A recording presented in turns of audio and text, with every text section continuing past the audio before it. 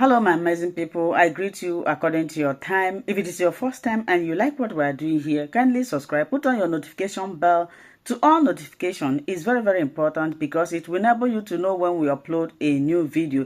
Here we react to all forms of videos. We educate, we inform the members of the public about what is happening. And to you, YouTube, I appreciate you for creating this wonderful platform that we are using to disseminate information. At the same time, I put a disclaimer that here in Linda's TV show, we do not promote violence, we do not promote hate speech, we do not promote misleading information. Rather, we are here to educate, inform the members of the public. I talked about how that our Southeast governors and Southern governors have already been APC-fied, meaning that they've all been drawn into the APC, even if they are not saying it. I told you that it has already happened, and I said 110%. I spoke authoritatively. Let's watch the video. You see all those your governors in Southern Nigeria, and I know when I say South, you are excluding Southeast. All those Southeast governors, the ones you love, the ones you hate, every single one of them, they have all been APC-fied, 110%.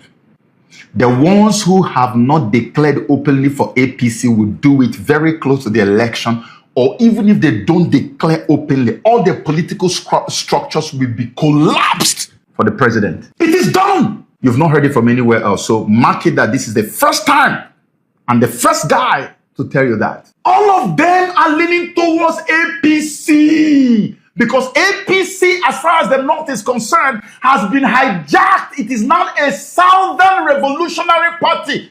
Revolution, not the real revolution though. It's a Southern party. It's now a Southern political structure, not a Northern party anymore. So the South must agree that this is our vehicle leading towards 2027. So everybody who's a politician in the South, watch out. Almost all of them will collapse their structures into the APC. Can you see that? As I speak to you right now, my own state governor in Enugu State has just defected from the People's Democratic Party, PDP, to the All Progressives Congress, APC, the president's party. The same party that I told you that all of them are going to join. And he's not going to be the only one. Many more are still going to fall in. And that then explains what I was saying in that video, that the battle line has already been drawn politically between the North and the South. And that the North no longer has a lot of confidence in the party, the political machine that brought them to power or brought their son Buhari to power. They feel that Tinubu has now hijacked it and turned it into a Southern political machine. So, as I explained in that video, it basically takes us back to 1914 when the Southern Protectorate and the Northern Protectorate were amalgamated. Now, since that happened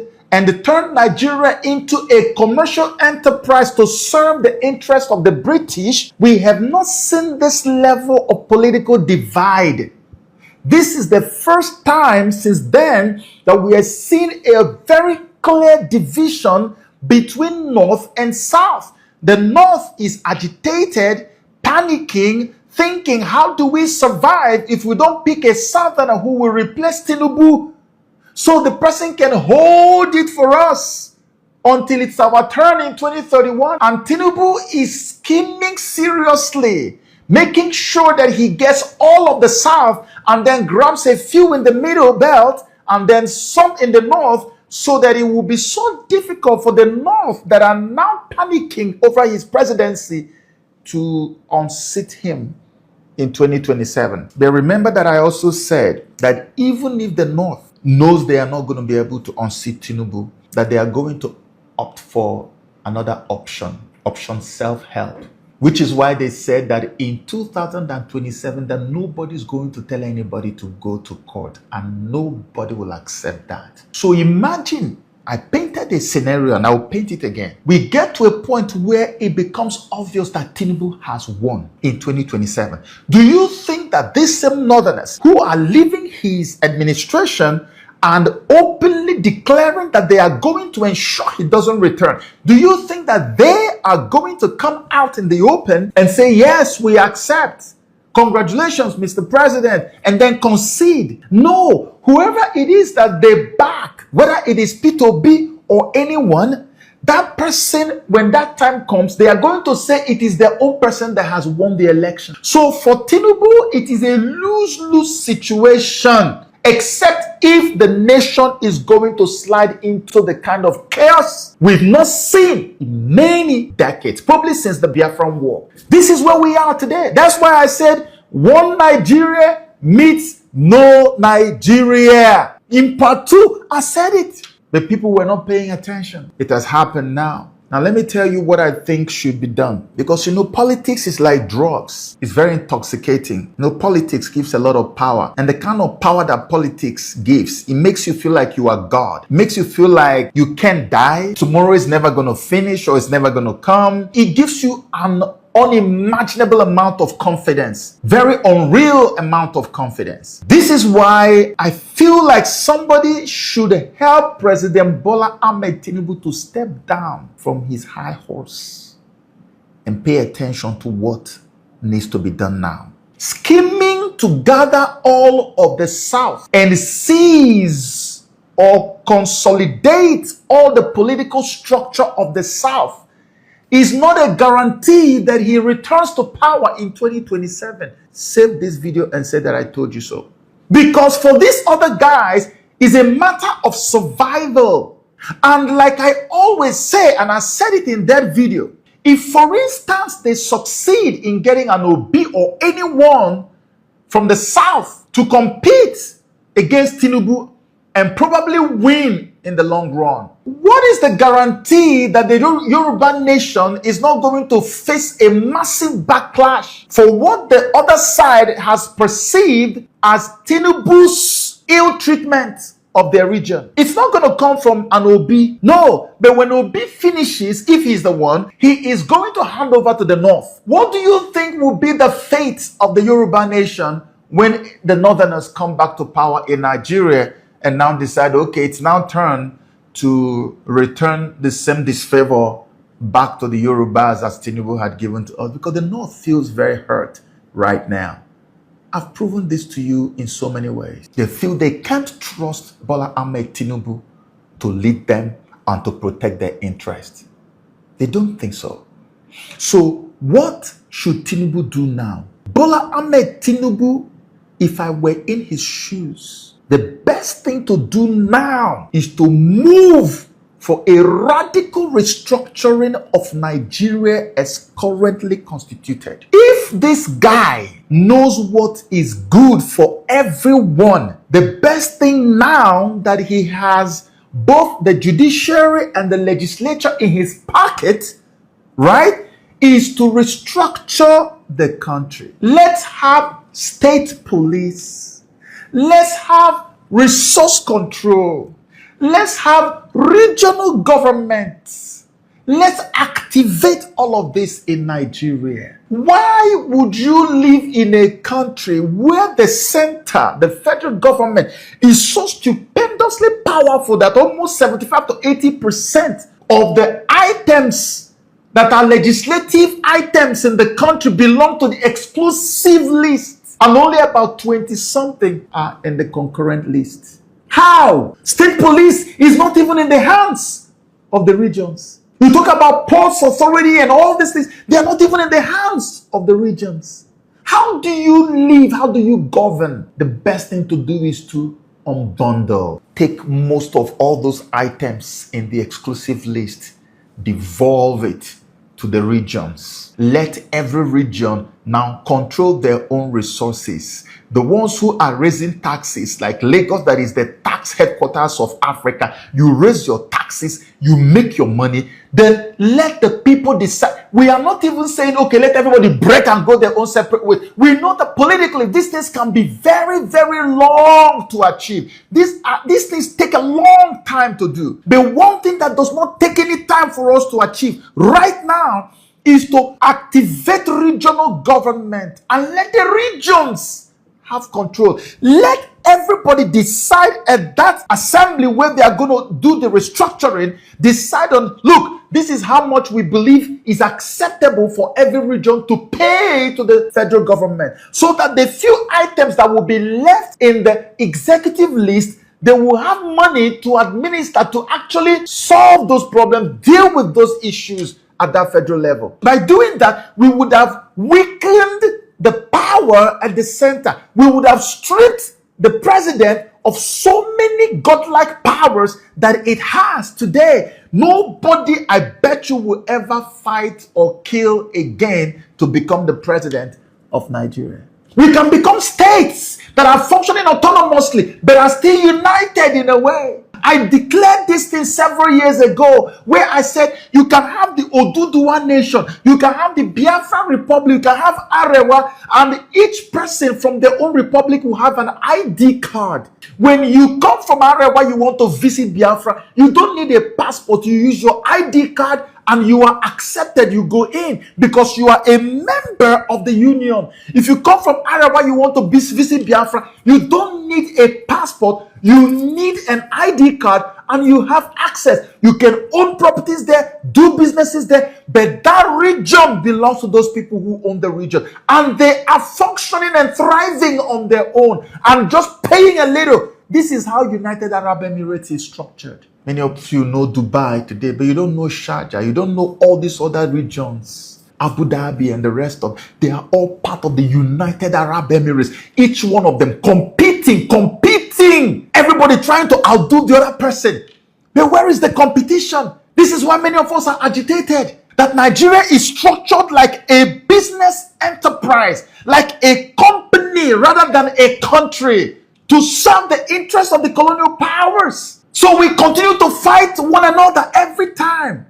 We are regions that were built to function autonomously and thrive independently. We are not compatible from the get-go. The only way we can destroy the division that has given so much power to our common enemy, the colonials, is by actually restructuring the country and telling everybody, go and take care of your own region. The Oduduwa man can come to the eastern part of Nigeria and own any amount of property they want.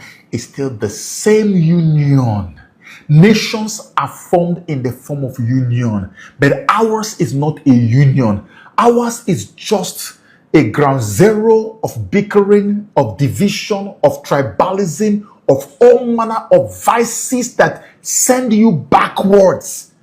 Retrogressive ideas thrive because of the foundational structure of Nigeria, but Nigeria can easily be restructured to change direction and progress in the upward direction.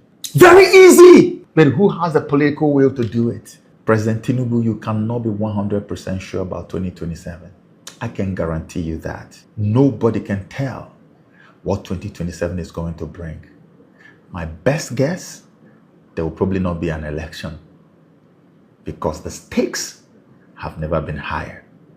The best opportunity you have now is to begin the process now that you know that everyone in the judiciary, in the legislature will listen to you. This opportunity does not come twice. This one time that it has come, take advantage of it. Some of you who are worried, oh, if we do Eastern and create Biafra Republic or this, what about the oil? What about, no, you can sign. There are documents that can be signed. There are agreements that will be reached. It still does not remove. Nobody is saying, oh, they have gone now, they are on their own forever. No, we still have a union. Things are still being administered from the center, but the center is no longer as powerful as it is today, where one person lords it over everybody.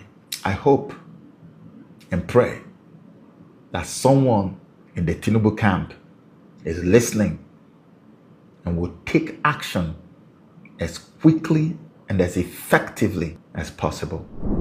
The next topic that I want to rant about is the Malawi elections that just concluded a few weeks ago. I am happy. I'm very happy that finally the incumbent president, Chakwera, has been ousted. Yes, I would have loved for Dr. Joyce Banda to win the elections. I would have loved for her to win the elections.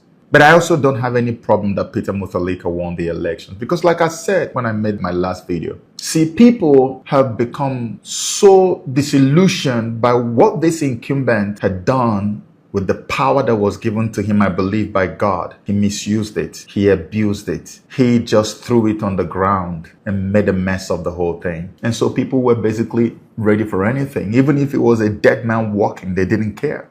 They could care less. Everybody, like I said in my last video on the Malawi elections, has shortcomings. My major problem with Peter was his age. That was it. Major problem. But now that he has won, well, to God be the glory. Maybe that is the will of God, like I said. The one thing I am going to ask President-elect Peter Mutharika for, it's a favor I'm going to ask him. I'm going to ask him to please, whatever it takes, make sure, sir, that you draw Dr. Joyce Banda closer to your administration. See, I keep saying this, and I know that you guys know that I mean it. I don't have anything to gain or lose. My only interest is in seeing Africa prosper and thrive. It doesn't matter what part of Africa it is. I don't know why God made me this way, but He has, and I can't change who I am. I want Africa to thrive and prosper. Malawi, the more. Peter Mutharika was once a president. Dr. Joyce Banda was once a president. Imagine these two forces coming together for Malawi. Peter Mutharika does not have anything to lose now. At the age of 85, a former president, what has he got to lose? All he has now, all he owes this generation at this time is legacy. And if bringing Dr. Joyce Banda closer to your administration will turn around the destinies of Malawi, as I believe it will, I ask you, President-elect, to do this for the sake of Malawi. Let the legacy you leave at this last stage of your life be one that will be etched in the sands of time. Whatever some of us outside of Malawi can do to make your administration prosper and thrive and be the best that it can be, we will do it. I make that promise to you. But please pay attention to what I'm saying to you. The outgoing President Chakwera was meant to tap into the wisdom and the connections and leverage that this woman had, flowing from every part of her. He shunned it. He ignored it. Like a little child who ignored the wisdom of the old, the wisdom of his fathers, and went on his own. And look how he ended up. You are an elder statesman who has now been blessed and privileged by God to give the presidency of that great nation another shot. Mr. President-elect, Malawi is at a pivotal point right now, and you are in the eye of the storm of transformation, of revolution for Malawi. Economic transformation, everything that will make Malawi's light to shine again. You are at the point where you can make it happen. Do not neglect the wisdom of your sister and colleague, Dr. Joyce Banda.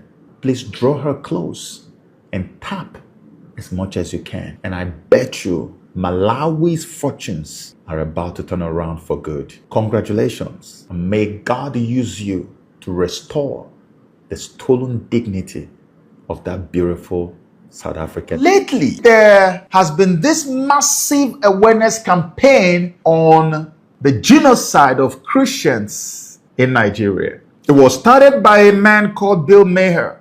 Bill Maher is an American comedian and journalist who went online or on a TV station and spoke up about how that the whole world has just been silent about the genocide of Christians in Nigeria. The moment the people heard genocide, the term genocide, everybody became agitated. Oh my gosh, Nigerians went on a defensive campaign, massive defensive campaign. Senator Ted Cruz already wrote Marco Rubio and was already writing reports about this and saying we need to do something as Americans. because these guys are about to wipe out the whole Christian population in Nigeria. Nigeria actually has far more Christians than Muslims, and we know that. People used to say it's 50-50, but from records, it's slightly above the other population. And the level of killings that we have seen, the level of killings, it's gone on for far too long. And I keep saying to people, no one is denying that Muslims get killed as well in the process. These guys also target Muslims, but there is no doubt, no gainsaying the fact that Christians are the principal targets of these attacks. These attacks happen mostly on Sundays when they invade churches that are in session, kill almost everybody there. Sometimes they kill them and put on the choir garments, dance around in the choir garments over the dead bodies of those Christians in their churches just to mock them and their God. This has happened multiple times. These guys have wiped out so many predominantly Christian villages and farmlands, and I cannot tell you how many. Most of those Christians have ended up now as refugees in their own lands. And guess what happens to their homes that they've been driven away from? The invading genocidal killers turn around to take those homes, rename them, and take them over as their own permanently. So those Christians are not expected to return to their homes anymore. The government will probably end up now having to relocate them somewhere else. So they've lost their homes and their farmlands to invading terrorists. This is happening every single time in Nigeria, and it's all well documented. And people still have the effrontery to challenge the narrative coming from the United States of America, even if they had any ulterior motive for doing that. As many of them are claiming that, oh, it was because the vice president of Nigeria went to the United Nations to go and speak up for Palestine, so Israel now unleashed all the journalists on them. And I'm like, is this the first time we've had something like this? 2019, this thing went to its peak. I believe that was the time that the killings actually began to degenerate into a genocide. And that was when Osinbajo, the then vice president, was summoned to the United States of America. And when he got to the United States of America, he came and told them, oh, it wasn't anything serious. It was just mere farmer-herder clashes. That it wasn't anything serious. He trivialized it until we presented hard evidence. And the Trump administration now looked Buhari in the face, which Buhari himself admitted, and told him, why are you killing Christians in Nigeria? It was after that Nigeria was designated as a country of particular concern. That same designation is what Ted Cruz and about 6 senators in America today are pushing for. And Nigerians are running helter-skelter, trying to discredit anybody who speaks up in favor of Christians, including Christians themselves, including the very hopeless Christian Association of Nigeria that has never, ever in its history defended the Christian cause in Nigeria. So whoever wants to come and do image making for the government of the day, they have to go to Christian Association of Nigeria because they follow the government talking points and narrative. Now we are hearing from a soldier. I don't know anybody in Nigeria who has not gotten tired of seeing videos of the massacres. These guys who killed these Christians, they kill them and they make videos and they post them. And yet the government has the effrontery to call them to peace talks, where they march into the venue of the peace talks. They ride in on their bikes with those ammunitions, rocket propelled grenades, AK-47s, all kinds of weapons. But our own vigilantes who are meant to defend their homelands with just Dane guns are not allowed to own Dane guns. But these ones can carry AK-47 and military grade rifles and bullets. One man was literally so angry, he was showing the commissioner for police the bullet, military grade bullet. Another soldier showed up the other time and posted a video just a few days ago talking about how that where the Fulani men came to attack, that the people were crying out for help and the military was busy looking the other way, telling them not to do anything. Soldiers are angrily making videos every day. I've never seen anything like this. Nigerian soldiers that are angry with what is going on, what they are witnessing, are making videos exposing their own force. The guy said that rather than help the Christians that are being killed, the bosses were busy building schools and boreholes for the invading terrorists who kill and take over people's villages. So they are helping them to settle in the villages that they have just forcefully taken from the Christians. This is what we are witnessing. And that is not to talk about how that Nigerian government, which started during the era of Buhari, the former president, they have this program they call Repentant Boko Haram, where every time, I think it's every quarter or something like that, a few times in the year, 2, 3, or 4 times in a year, hundreds of these guys who kill and maim and decapitate and disembowel, who murder Christians and even some Muslims in the most horrific manner ever, they are allowed to walk into a place they call rehabilitation center where nothing serious is done. And after a short while, with the VIP treatment they receive, they are also given red carpets. They walk on a red carpet, out of the place, and they call it graduation, that they've graduated from the orientation program. And now we call them Repentant Boko Haram. And guess what? The government now say you are going to be integrated into the society and you can join the army, police, on everything. I can even become president of Nigeria. Fighters, killers. This is what we are dealing with in that country, Nigeria. It's not hidden. Look it up. Every single year, this happens. How many Christians who became refugees have returned to their homes? You can hardly find it. So the terrorists are not punished. They are pampered. They are pampered. Doesn't that make you think? There is no willingness to stop the massacres and killings. Is it peace talks? They just had another peace talk again a day or two ago. In Katsina, that one, they had hundreds of the same terrorists who came with their mighty weapons. I'm talking military-grade weapons. Why is it that local communities cannot also be armed to protect? This is why I am talking about the federal government of Nigeria is instituted to destroy its citizens, to kill its citizens. Nigeria, as currently constituted, is built to destroy. Just be a business entity for the colonial powers, but every other thing that has to do with security of lives and property, Nigeria is not instituted to give that to you. That's why they will not allow local communities to be armed. Let me be honest, if we give the regions the power to handle their own security, if police and army and military and all kinds of security apparatuses or security structures, if all the security installations in Nigeria are handed over to the regions and let every state take charge of their own security, mark my words today, you will not hear one single news of any attack on the indigenous communities in those regions. We have seen soldiers who come out in the open. The videos are everywhere in the open saying that, when the invading terrorists want to attack, it is the security operatives who are supposed to protect the people that go ahead, first of all, to disarm the people, and that when the attackers come in, that they always act like they are incapable of doing anything. They just sit down and watch them. Some of them, sometimes they even tell them to stand down, and they leave and allow the attacks to happen. What if the people were even allowed with their own local guns and other means of protecting themselves? Rather than disarming them, at least whatever weapons these guys will come with, the guys at home can face them. But the thing is that they are disarmed. And nobody then does anything when the invader...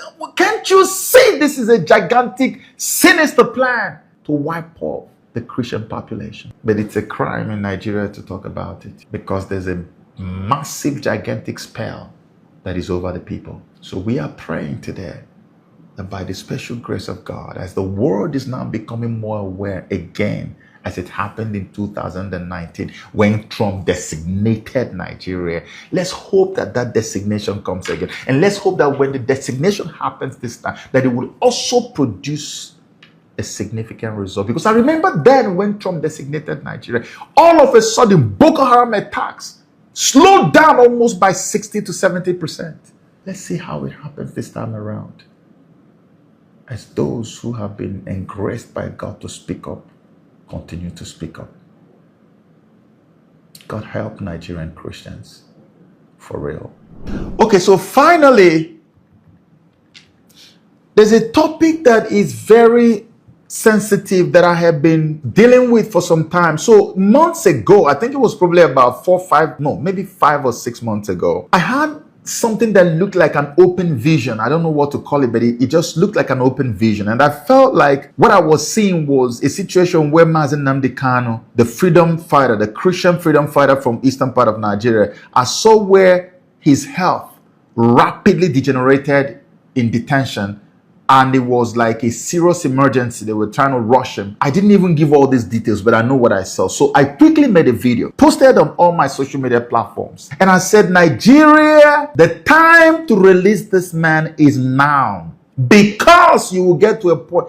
I don't know how many people saw it. I put it everywhere. It was on TikTok before I lost my TikTok account. It was everywhere. Because I knew that something was going to happen. And after that video, I have remained consistent in calling for the release of Mazi Nnamdi Kanu. The reason we started calling for the release of Mazi Nnamdi Kanu is that we started seeing, as always, things that appeared to be an effrontery, like an insult on our collective sensibilities. How do you gather terrorists, globally proscribed terrorists, genocidal murderers of innocent people, and invite them to a peace talk where they carry their weapons, majestically and gloriously drive in, ride in there, and have peace talks with them, and continue to maintain cordial relationship with them, while they still kill our people?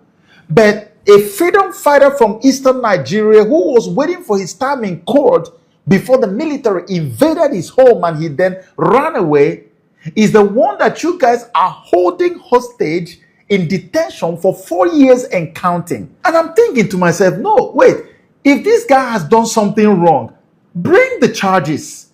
He's gone to court probably 1,000 times. And every time the court fails to bring the charges, he has not been charged with any crime till this day. But he's still left in detention. And I'm asking, how? Why? Okay, whatever it is you guys have in mind, let us make sure that this guy is released, because she's no longer making any sense. I've been asking people, can you help me make this make sense? I mean, someone has been in detention, a whole Nigerian judiciary has not been able to prove that this is what he did wrong, and you still won't let him go home and be with his family. And I said to myself, as a man who was created to fight against injustice, I don't have any choice to do the things I do. I was just born this way. There are so many people who will look at injustice right underneath their nostrils and they would never move and they won't even flinch. I am not that way. I am the kind of person who is very spontaneous about my reaction to injustice. And that's why I decided we must speak up for Mazi Nnamdi Kanu. He is treated this way because of his last name, because of his first name, because of where he came from or where he comes from. We know that the reason this is happening to him is because the guy is an Igbo man. There's no two ways about it. People sometimes are finding it difficult. They feel like, oh, this gaslighting will come now. I don't care who gaslights. It's not my business. My job is to see the truth and call it the truth. If I see a lie, I call it a lie. This guy is long overdue for a release. If it is pardon, pardon. Whatever you want to do, do it. But release the guy to go home. It's becoming an insult. It's becoming a stain, a slight on the conscience of the humanity that reside within Nigeria. It's painful to watch what they have done to this young man. And so I was very delighted when SH0CK came up with Free Mazi Nnamdi Kanu protest. No, personally, I don't believe in protests because given my background, I know how protests are organized. I know the ones that are real and the ones that are fake. I know the ones that will produce any results and the one that will not. If I am on anybody's payroll to create protests, I can create really good protests. But I don't believe in them because I know what's behind protests. However, I support protests whenever I can, because one thing that protests can do, even if they don't achieve any tangible, and one thing they can do is they create awareness. Protests bring awareness to a situation that many people probably may not know about.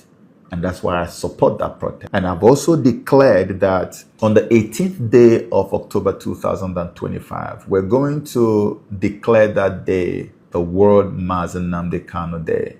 World Mazi Nnamdi Kanu Day means that on that day, to all people of conscience, influencers, activists, preachers, pastors, GOs, whoever you are, I know many of them don't like talking about anything that has to do with justice because they want to protect their interests. But for those who have what it takes to speak up on social media, on that same day, 18th of October 2025, we wake up in the morning and we don't post about anything other than Mazi Nnamdi Kanu. From morning till the very last hour that ends that day, all you are going to post across all your social media handles is going to be about Mazi Nnamdi Kanu. It's going to be the biggest awareness campaign the world has ever seen for this man, to let the whole world know exactly what is going on. On that day, you will post, because there are so many people who are wondering, how can these people be fighting for somebody who jumped bail? Let them know he didn't jump bail.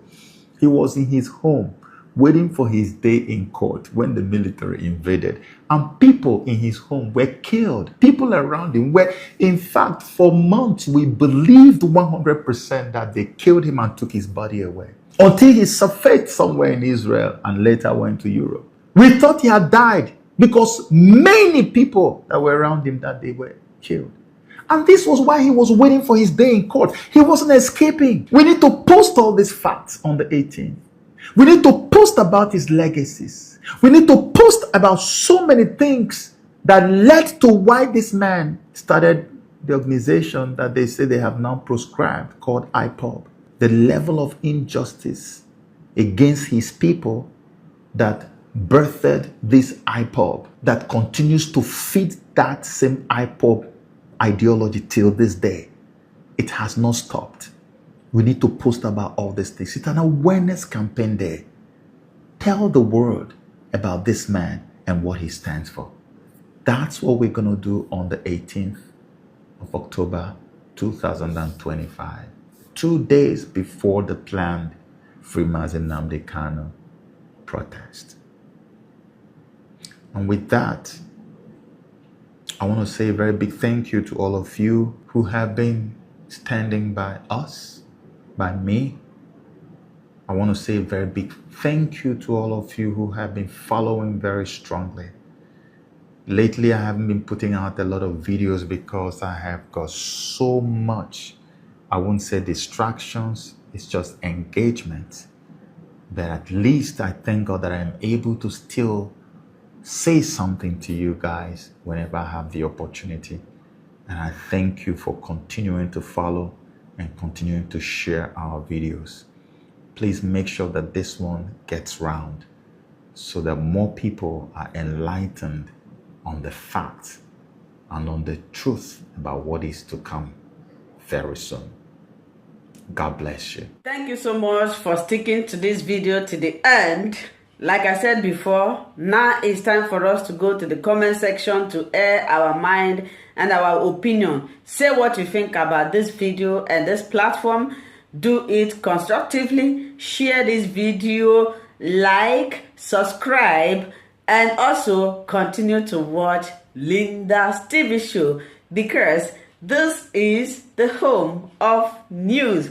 Until I see you again in my next video, remain blessed. For now, I would say bye-bye.